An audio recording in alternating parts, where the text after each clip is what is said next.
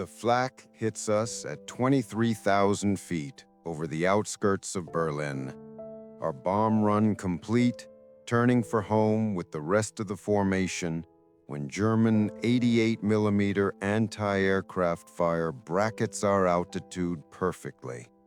I feel the impacts through the control column. 3 distinct hits somewhere aft, and immediately the hydraulic pressure gauge drops to 0, the needle falling like it's been shot too. My co-pilot Jerry looks at me. We both know what that means.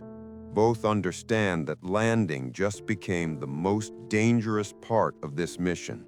More dangerous than the fighters we dodged, more dangerous than the flak we just flew through.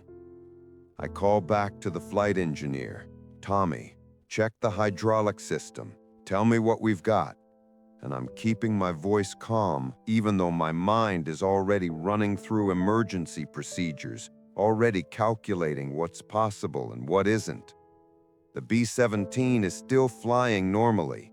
Engines good, control cables still working through mechanical linkage, but everything that uses hydraulic pressure is gone or going. The hydraulic fluid is probably pouring out of shrapnel holes somewhere in the system, and there's nothing we can do about it at 23,000 feet over enemy territory except fly home and hope we can figure out landing before we reach England. Tommy's voice comes through the intercom, professional despite the bad news he's delivering. Skipper, hydraulic system is completely dead, fluid lines severed, reservoir empty, no pressure anywhere in the system. He pauses, and I can hear him checking systems, then continues. Landing gear should gravity drop when we need it, but we'll have no brakes, no flaps, no nose wheel steering, minimal boost on controls.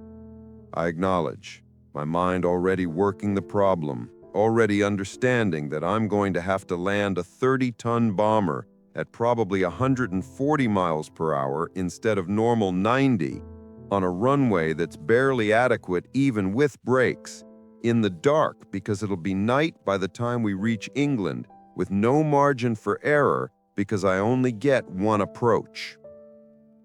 Jerry is looking at the blood on his flight suit. Flak fragment came through the windscreen during that burst, caught him in the shoulder, not serious but bleeding steadily. I tell him to get it bandaged. We've got 3 hours before we need to worry about landing, but he refuses, says he can handle it, says he wants to be on the controls when we attempt this landing. The bombardier, Mike, comes up from the nose with his left arm hanging useless, broken from being thrown against the bulkhead when we took that flak hit. He asks if we're okay to make it home, and I tell him yes, we're flying fine, just gonna be an interesting landing. The tail gunner, Eddie, isn't responding to intercom calls, and when the waist gunner checks on him, he reports Eddie's unconscious, oxygen mask damaged, probably been without oxygen for several minutes. We get emergency oxygen to him, and he comes around slowly, groggy and confused, but alive. The waist gunner himself, Bobby, didn't make it. Flak went right through his position, killed him instantly, and we cover his body with a tarp because there's nothing else we can do at altitude. So I'm flying home with a crew of 9 reduced to 8, 2 wounded, 1 barely conscious, and the challenge of landing an aircraft that's not designed to land without hydraulics. I learned to fly in 1941, civilian pilot training program in Iowa. Never imagining I'd end up flying 4-engine bombers over Germany 3 years later. The transition from small civilian aircraft to B-17s was dramatic, going from 2,000-pound trainer to 65,000-pound bomber, from single pilot to full crew responsibility, from Sunday flying to combat missions where people die. But I loved the B-17, loved its strength and reliability, the way it could take incredible damage and still bring you home. Other crews called it the Flying Fortress and meant it literally. This aircraft saved lives by being tough enough to absorb punishment that would destroy lesser planes. I arrived in England in early 1944, assigned to the 8th Air Force 100th Bomb Group, the unit that would eventually be known as the Bloody 100th for our casualties. My crew came together during training, 9 men who learned to trust each other, to work as single organisms spread through the aircraft.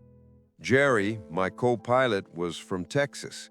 Experienced pilot who could have been an aircraft commander but preferred being co-pilot. Said he liked not having final responsibility.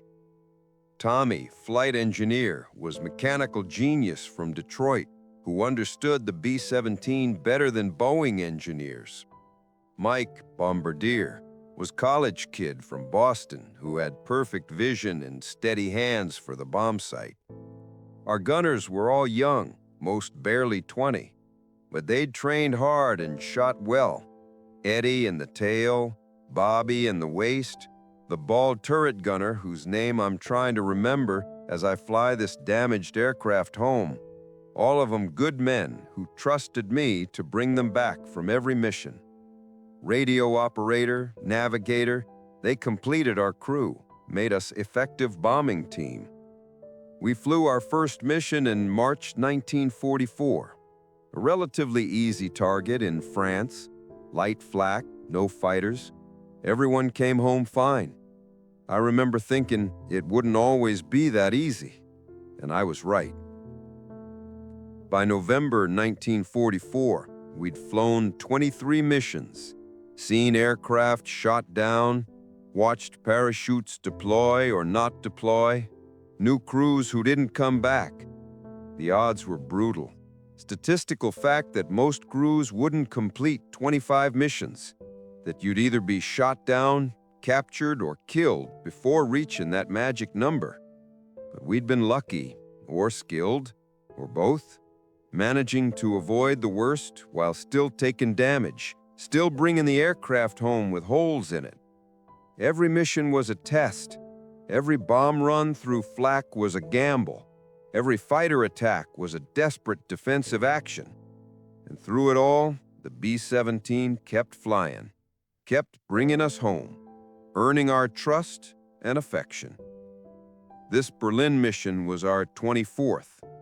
Deep penetration into Germany, maximum range, heavy defenses, the kind of mission where you knew some aircraft wouldn't return. The briefing that morning showed the route, the target, the expected fighter opposition and flat concentrations. Berlin was always heavily defended, concentric rings of 88mm guns that could reach our altitude, fighters that would attack during the bomb run when we had to fly straight and level. The intelligence officer said casually, expected losses 10%, meaning 1 in 10 aircraft wouldn't come home. And I looked at my crew and thought, not us, not today. The flight over went as expected. Fighters harassed us, but our gunners drove them off. Flak was heavy, but mostly immaculate. We reached the target and dropped our bombs, turned for home thinking we'd survived another one. The flight home is 3 hours of thinking about landing, running scenarios in my head, trying to remember emergency procedures from training that I hoped I'd never need. B-17 manual has section on hydraulic failure. I've read it, but reading procedures and actually executing them with damaged aircraft full of wounded crew in the dark are very different things. The manual says gravity drop the landing gear, use emergency air system for brakes if available, make straight-in approach because you can't turn sharply without hydraulic boost, land as slowly as possible but expect high touchdown speed without flaps. But the manual was written by engineers who never flew combat, never tried landing battle-damaged bomber at night in poor weather with wounded crew and one chance to get it right. I'm going to have to land at nearly 50 miles per hour faster than normal, going to hit that runway at speed that's barely controllable, going to need twice the runway length to stop without brakes. And I'm going to have to do it in the dark, with marginal visibility and no opportunity for practice approach. One shot, one chance. Get it right, or we crash and probably die. The weight of that knowledge sits on my shoulders for the entire flight home.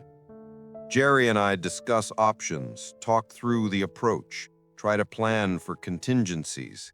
He suggests landing on grass beside the runway instead of the runway itself, thinking the soft ground might slow us down faster than concrete. But I reject that because rough ground could collapse the landing gear or flip us. Better to land on the runway we know is smooth and flat, even if we slide off the end at high speed. We discuss belly landing, putting the aircraft down without gear. But with no hydraulics, we can't retract the gear even if we wanted to. And the manual emergency extension is one way. Once the gear comes down, it stays down. Tommy reports from his station that he's done everything possible to preserve what little hydraulic fluid might remain in the system, but realistically, we have nothing. He's rigged the emergency air system for brakes, but warns it's minimal pressure, maybe enough to slow us slightly, but not stop us. The emergency air is designed as backup, not primary braking, and it won't handle the energy of landing this heavy aircraft at high speed. I acknowledge, file that information away with everything else I'm trying to remember. Every detail that might matter when we're committed to landing and can't change our minds. The navigator gives me heading for our base, calculates we'll arrive around 2200 hours, full dark, weather deteriorating as predicted. I call ahead on the radio, inform the tower we're coming in with hydraulic failure, need emergency equipment standing by, need the longest runway cleared. Tower acknowledges, their voice calm and professional, tells me crash crews will be ready, meat wagon standing by, runway 27 cleared for emergency approach. The meat wagon is ambulance, called that because it usually carries pieces of crews from crashed aircraft, and hearing Tower mention it makes the situation very real, very immediate. They're preparing for us to crash, expecting it, and I'm determined to prove them wrong. Mike comes forward again, arms splinted now, asks if there's anything he can do to help. I tell him, make sure everyone is strapped in tight for landing, make sure loose equipment is secured, make sure the crew knows this is going to be rough. He nods, heads back, and I hear him on the intercom giving instructions, his voice steady despite the pain he must be in. We crossed the English coast at 8,000 feet. 2 hours of flying since the flak hit, losing altitude gradually as we approach our base. The weather is exactly what we don't need. Low ceiling, scattered fog, visibility maybe 2 miles. Not terrible, but not good. Certainly not ideal for emergency landing with no hydraulics. I can see the airfield lights in the distance, the flashing beacon marking our base. The runway lights showing where I need to put this aircraft down in the next 10 minutes. My hands are sweating despite the cold, my heart rate elevated, but my mind is clear, focused, running through the approach profile over and over. Jerry and I review the plan one more time. Straight in approach from 5 miles out, no turns close to the field because without hydraulic boost, the controls will be heavy and slow to respond. Deploy landing gear 3 miles out using emergency gravity drop. Verify all 3 gear down and locked visually if possible. Establish approach speed at 140 miles per hour, much faster than normal but necessary without flaps to provide lift. Aim for the first third of the runway to give maximum rollout distance. Cut engines after touchdown to eliminate thrust. Use emergency air brakes if they provide any stopping power. Pray we stop before running out of runway or ground looping from lack of steering control. I'm already visualizing the approach. seeing it in my mind. The runway rising to meet us, the moment of touchdown, the long, fast slide down the concrete, hoping we stop in time. The runway is 6,000 feet long, normally more than adequate for B-17 operations.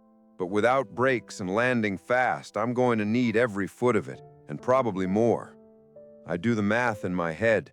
140 miles per hour is 205 feet per second. Even with drag and minimal braking, we'll be eating up runway fast. Might not stop before the overrun. Might end up in the grass or trees beyond the field. But that's a problem for after we land. First, I have to get the aircraft on the ground intact. Tower calls Baker 25, winds are 270 at 15, altimeter 30.12, runway 27, cleared for emergency landing, crash equipment in position. I acknowledge, turn to final approach heading, start descending toward the approach path. The runway lights appear through the haze, 2 rows of lights showing where I need to go, and I line up carefully, getting the aircraft stabilized on centerline while we're still miles out, because I won't be able to make corrections easily once we're committed. At 3 miles, I tell Tommy to deploy landing gear, pull the emergency handle that releases the mechanical locks and lets gravity drop the gear. We hear the whine and thump of gear extending, feel the drag increase as 3 massive wheel assemblies drop into the airstream, and I watch the gear indicators anxiously, hoping for 3 green lights showing gear down and locked. 2 greens appear immediately, nose and right main, but the left main gear indicator stays dark.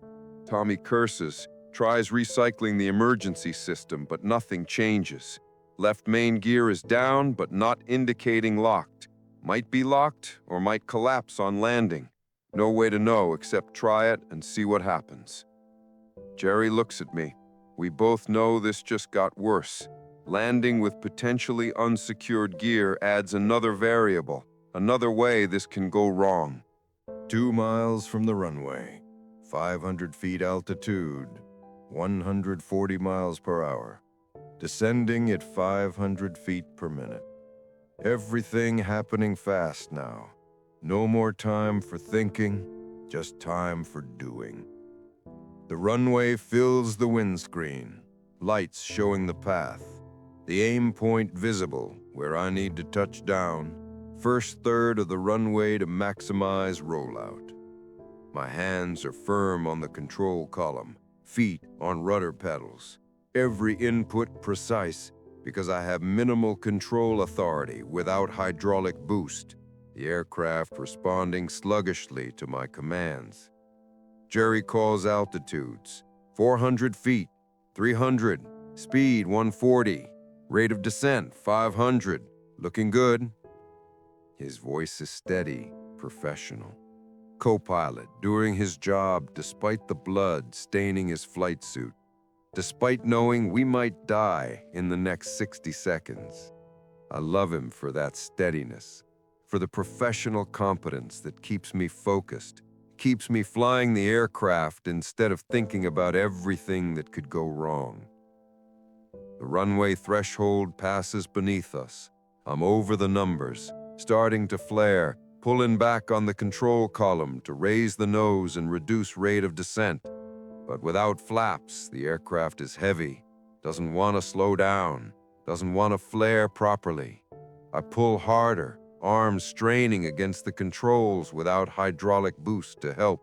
Jerry adding his strength to mine, both of us hauling back on the column, trying to get the nose up, trying to make this a landing instead of a controlled crash. The main gear touch first, solid thump as 60,000 pounds of aircraft hit concrete at 140 miles per hour. Then the left main gear collapses, gives way, drops the left wing toward the runway with grinding shriek of metal on concrete.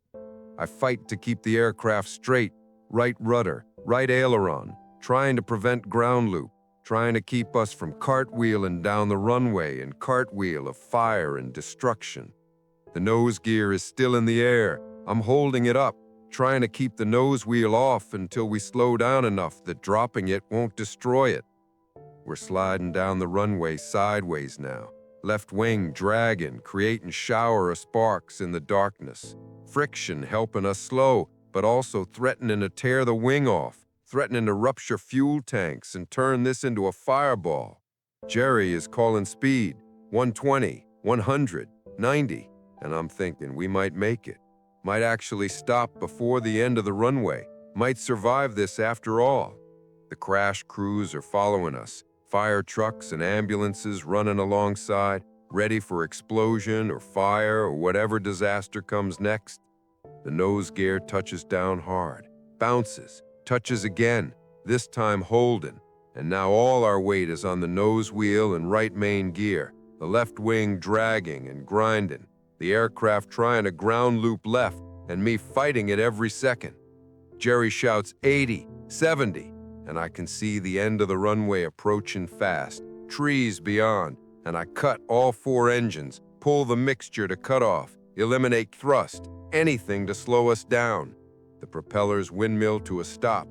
The aircraft is dead now, just 30 tons of damaged metal sliding on concrete and grass. 50 miles per hour, 40, and the runway end is here. We're sliding off the concrete into the grass, the rough ground jerking us violently, the left wing digging into the soft earth, pivoting us hard left, and then we stop. The silence after we stop is profound, broken only by the ticking of cooling engines and the distant wail of approaching sirens. I sit frozen in the pilot's seat, hands still gripping the control column, unable to process that we're actually stopped, actually on the ground, actually alive. Jerry touches my arm and says, "We made it, we're down, you did it." And his voice breaks me out of the shock, reminds me there are 7 other men depending on me to get them out of this aircraft before something else goes wrong. I unbuckle, stand on shaking legs, check that Jerry is mobile despite his wound. He's moving, coming out of his seat, already helping me secure the cockpit, shut down systems, make the aircraft safe. Crash crews arrive within seconds, firefighters spraying foam on the engines and wing, medics rushing aboard to check for injuries. I point them aft, tell them we have wounded, tell them Bobby's body is covered in the waste, tell them Eddie may need oxygen. My voice mechanical, professional, not quite believing we survived this. The crew evacuates quickly and efficiently despite injuries. Mike with his broken arm, Eddie still groggy but walking, Tommy helping the bald turret gunner, who I now remember is named Frank, everyone moving except Bobby, who's carried out on a stretcher, covered completely. 8 men walked away from a landing that should have killed us all. 8 survivors from a mission that cost us 1 dead and proved the B-17 really can survive anything. The aircraft itself is totaled. Left wing collapsed, left main gear destroyed, fuselage scraped and damaged from the slide, but it got us home one last time before giving up. The base commander arrives, walks up to me, standing in the grass beside the wreckage, asks what happened. I tell him hydraulic failure over Berlin, emergency landing, lost the left gear on touchdown, slid off the runway. Crew is safe except for KIA in the waist. He looks at the aircraft, looks at me, says, "Hell of a piece of flying, Captain. You saved your crew." I don't feel like I saved anyone. Feel like I barely survived by luck and instinct. But I accept the compliment because that's what you do. You accept praise even when you don't think you deserve it. The medical team checks me over, finds I'm physically fine, no injuries, just exhausted and shaking with adrenaline crash. They want to take me to the hospital for observation, but I refuse.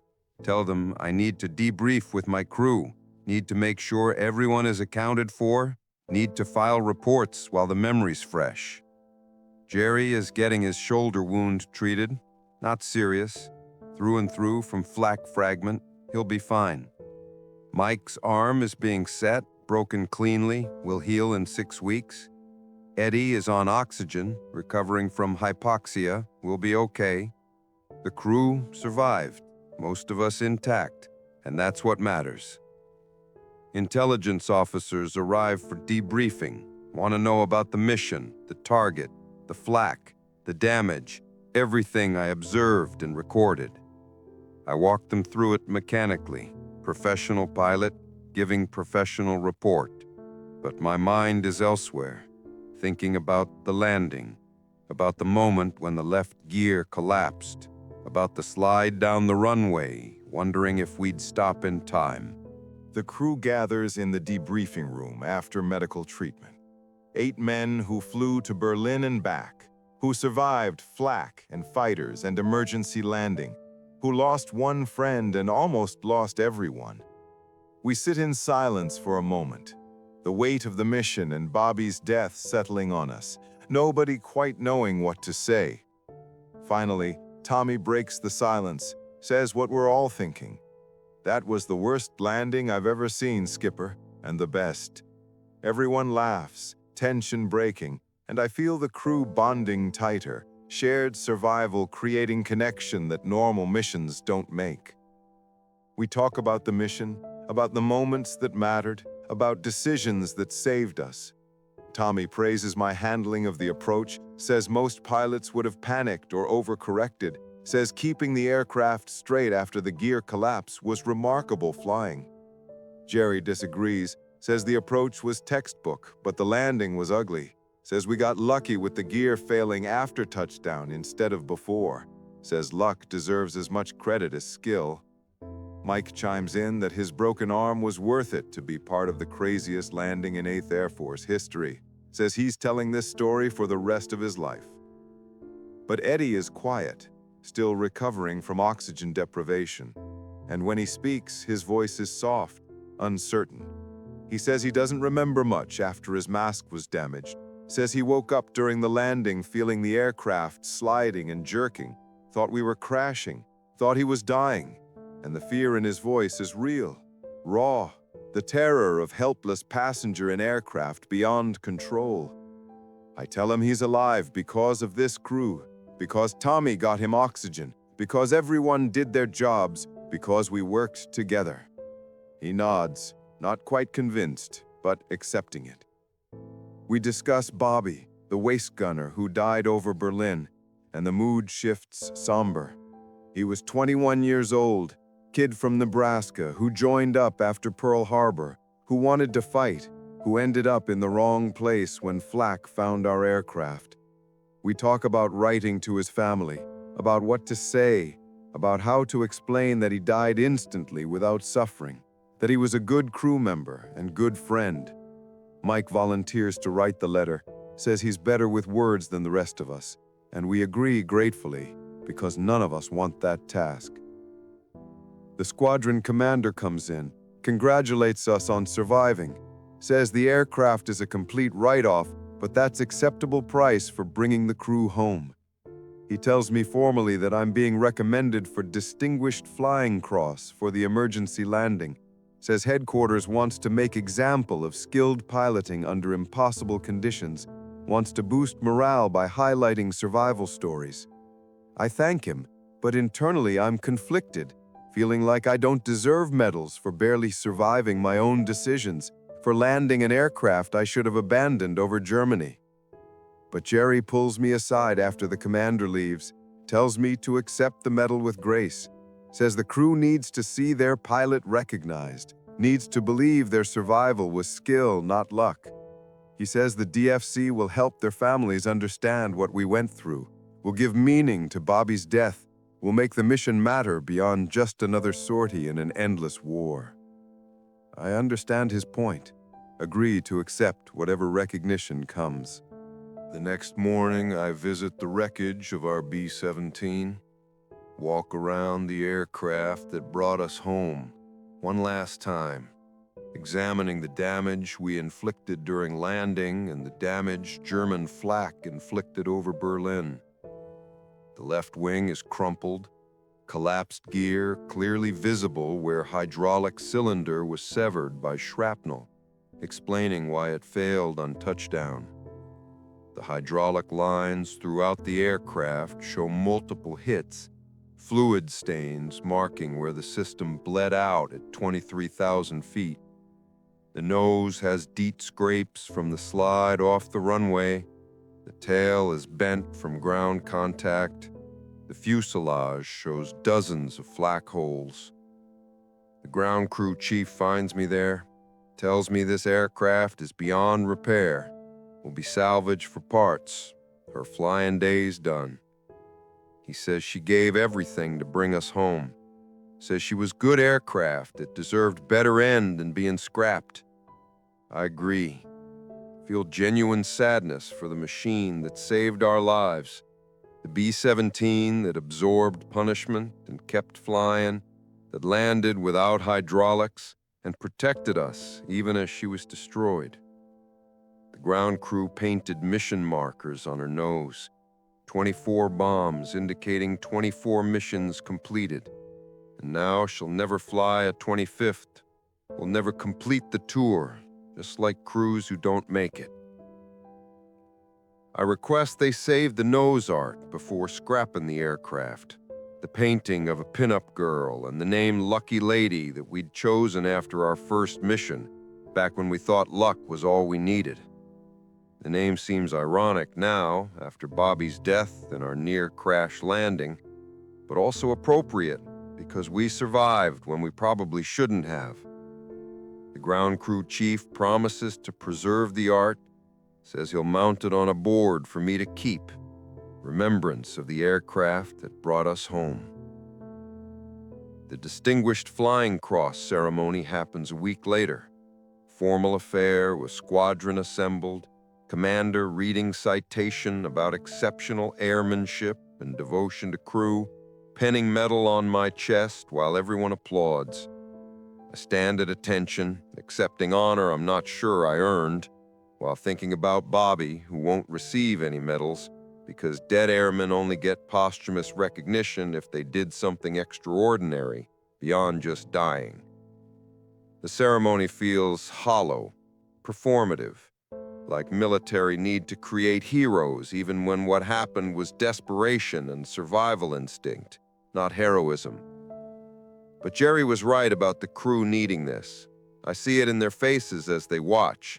The pride and validation, the sense that their suffering mattered, that their survival was earned, not lucky.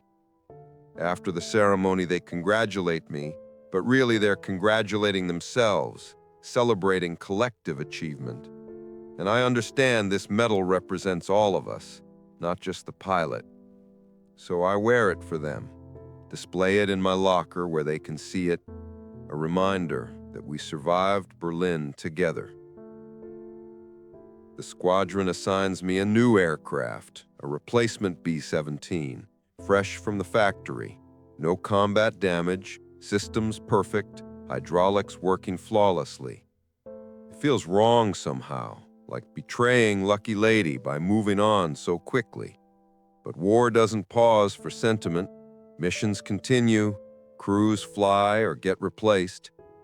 Jerry and most of the crew transfer with me, though Eddie goes home after the flight surgeon grounds him for oxygen damage, and we get replacement waist gunner to fill Bobby's position. We complete our 25th mission 2 weeks later, milk run to France, light opposition. Everyone comes home without serious damage. That mission marks completion of our combat tour. We're done, rotated out of combat operations, sent home to America as instructors or to recuperate before possible reassignment. The feeling is strange, relief mixed with guilt that we made it when so many didn't, survivors carrying forward while friends stay buried in European soil or listed as missing in action. The trip home is surreal, going from daily combat to stateside safety in a matter of days, from flak and fighters to ticker tape parades and hero worship. from barely surviving to being celebrated for survival. People want to hear war stories, want dramatic tales of aerial combat, want reassurance that American airmen are brave and skilled and winning. I tell them edited versions. Leave out the terror and the randomness. Leave out Bobby dying from flak we couldn't avoid. Leave out the sheer luck involved in that hydraulic failure happening after bomb run instead of before. Give them the story they want to hear, because the truth is too complicated, too dark, too random for civilian comfort. I'm assigned as instructor pilot at training base in Texas, teaching new pilots how to fly B-17s, how to handle emergencies, how to survive combat. And I find myself teaching the hydraulic failure procedures differently than the manual specifies, incorporating lessons from that night over Germany, telling students about the landing without giving details of my own experience. I emphasize the importance of crew coordination, of staying calm, of flying the aircraft all the way to the ground, no matter what. Some students understand, seeing past the procedures to the fundamental truth, that flying is about not giving up even when systems fail and conditions are impossible. Jerry ends up at the same base. We fly training missions together, teaching new crews how to work as a team, how to trust each other when everything goes wrong. We don't talk about Berlin mission often, both carrying it privately, but occasionally, late at night in the officers' club after too many drinks, we'll reference it obliquely, acknowledge what we survived without actually discussing it. He still has scar on his shoulder from the flak fragment, visible reminder of the mission. Sometimes I see him touch it unconsciously, connecting with that night 3 months ago that feels both yesterday and a lifetime ago. The war in Europe ends in May 1945, VE Day bringing celebration and relief, but also complicated feelings for those of us who fought and survived. We won, Hitler is dead, Germany surrendered, but the cost was staggering. Thousands of airmen dead or missing, hundreds of thousands of European civilians killed, cities destroyed, continent devastated. My contribution was 25 bombing missions, including Berlin, dropping high explosives on industrial targets and probably killing people I never saw. Collateral damage justified by military necessity. I think about those bombs sometimes, about the fires we started, about whether the ends justified the means, about whether we could have won differently. Jerry writes from California, where he's recovering. Says his arm healed well, says he's planning to go to college on the GI Bill, study engineering, build things instead of destroying them. Eddie is back in Iowa, working his father's farm, apparently doing okay despite the oxygen damage. Tommy stayed in the Army Air Force, career military, loves flying and maintaining aircraft. I leave the service in 1946, return to civilian life, uncertain what to do with myself, how to function without structure and purpose of military service. Flying commercial seems like natural choice. Airline pilot, using skills learned in combat. But sitting in an airliner cockpit feels wrong. Too safe, too routine, lacking the edge and intensity that defined bomber operations. I try it for 6 months, quit after realizing I'm not suited for civilian aviation, need something else to give life meaning now that war isn't providing it. I end up working for aircraft manufacturer, test pilot position that uses my experience with damaged aircraft and emergency procedures, flying new designs and deliberately creating failures to test recovery procedures. The work is challenging and sometimes dangerous, perfect for someone who needs stress and risk to feel alive, who's most comfortable when aircraft systems are failing and decisions matter. I crashed twice in 10 years, both times surviving, both times learning something valuable about aircraft design and pilot capabilities under duress. Marriage comes in 1950. A woman named Carol, who's patient with my moods and silences, who doesn't ask too many questions about the war, who accepts that I sometimes wake up shouting about hydraulic failures and gear collapses. We have 3 children, 2 boys and a girl. I try to be present father despite the distance war created in me, the inability to fully engage with domestic life when part of me is still flying over Germany. Carol carries extra burden, raises children with part-time husband, maintains household while I'm away testing aircraft or lost in memories. She deserves better, but stays anyway, faithful and supportive, even when I'm not fully present. The nightmares are periodic, months without them, then suddenly vivid dreams of that landing, the moment when left gear collapsed, the slide down the runway, the certainty we would crash and burn. I wake up sweating, Carol holding me, reminding me that I survived, that it's over, that I'm safe. But am I safe? Or am I just physically present while emotionally still in that cockpit, making life and death decisions with inadequate information and impossible conditions? The line blurs sometimes, present and past mixing, test flights triggering memories of combat, every aircraft malfunction connecting back to that night in 1944. Jerry and I stay in touch over the decades, occasional letters, rare phone calls, maintaining connection forged by shared survival. He became commercial pilot despite my misgivings, flew for a major airline for 30 years, retired comfortably. He says flying passengers is therapeutic, proof that aircraft can be safe and reliable, that not every flight ends in emergency or disaster. He admits he thinks about that Berlin mission sometimes, about the landing, about how close we came to dying, but says he's made peace with it, accepted it as part of his past, without letting it define his present. I envy that peace.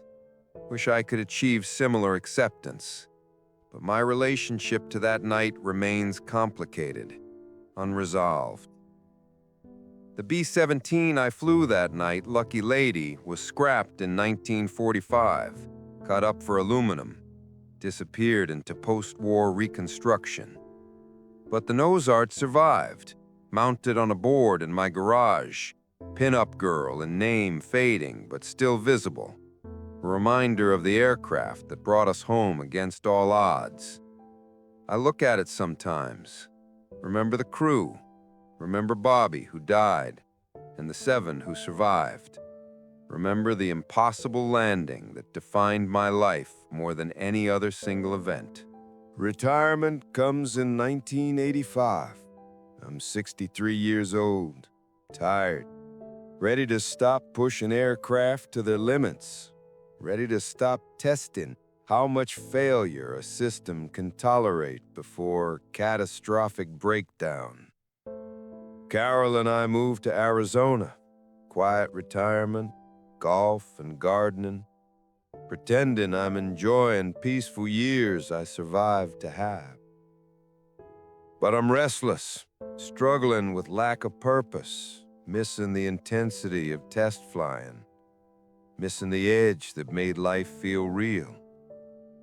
Retirement is supposed to be reward, but feels like exile, removed from the only activities that gave meaning to existence shaped by war. The 8th Air Force Association holds reunions periodically, gatherings of surviving bomber crews, sharing memories and honoring dead. I attend reluctantly, uncomfortable with collective nostalgia, the tendency to romanticize what was terrifying experience. But seeing old crew members is powerful, connections that transcend normal friendship, bonds formed by shared survival that civilian relationships can't match. Jerry is there, older and heavier, but same steady presence. Tommy, with his mechanical knowledge, still sharp. Mike, successful engineer who designed commercial aircraft systems. We sit together, old men now, remembering when we were young and scared and flying damaged bomber home from Berlin. The conversation inevitably turns to that landing, to the night when hydraulics failed and I had to land blind in the dark with wounded crew and one chance to survive. The other crew members tell the story better than I do, embellishing slightly, making it more dramatic and heroic than it felt at the time. They talk about my calmness and skill, about the perfect approach despite impossible conditions, about the brilliant recovery when gear collapsed. I let them tell it their way, because this is their story too, their survival, their triumph, and they've earned right to remember it however gives them peace.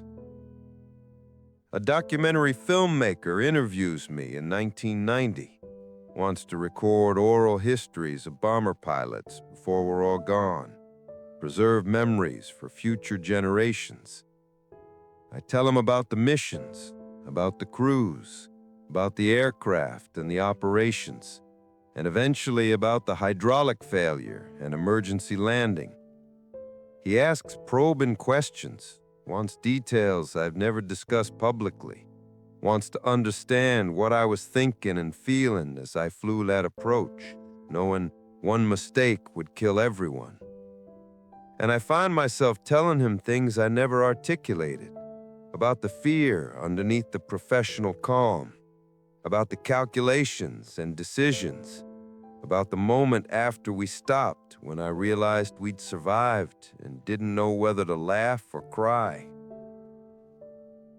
The documentary airs in 1991, part of World War II anniversary programming, and suddenly people recognize me, want to hear more stories, treat me as hero from greatest generation. I'm uncomfortable with the attention, with the hero label that doesn't match my internal experience. But I accept it gracefully, because Jerry was right decades ago that recognition serves a larger purpose, validates crew survival, honors those who didn't make it home. The documentary includes footage of Lucky Lady wreckage, photos of the crew, animation recreating the emergency landing, making it visual and immediate for people who weren't there. My children watch the documentary, call me crying, saying they never knew what I went through, never understood the danger and fear and impossible choices. I tell them I didn't want to burden them with it, wanted to give them normal childhood without war trauma, wanted to be present father even when the past kept pulling me away. I'm 94 years old now. Jerry died 2 years ago, Tommy last year. The crew gradually diminishing until I'm nearly the last one left.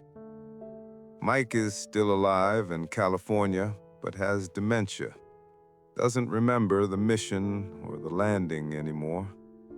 Lost to cognitive decline. I'm the only one who still clearly remembers that night over Germany.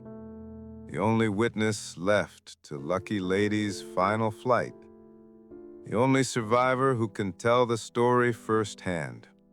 And I feel obligation to tell it now, before the memory dies with me. Before that landing becomes footnote in history books, instead of lived experience.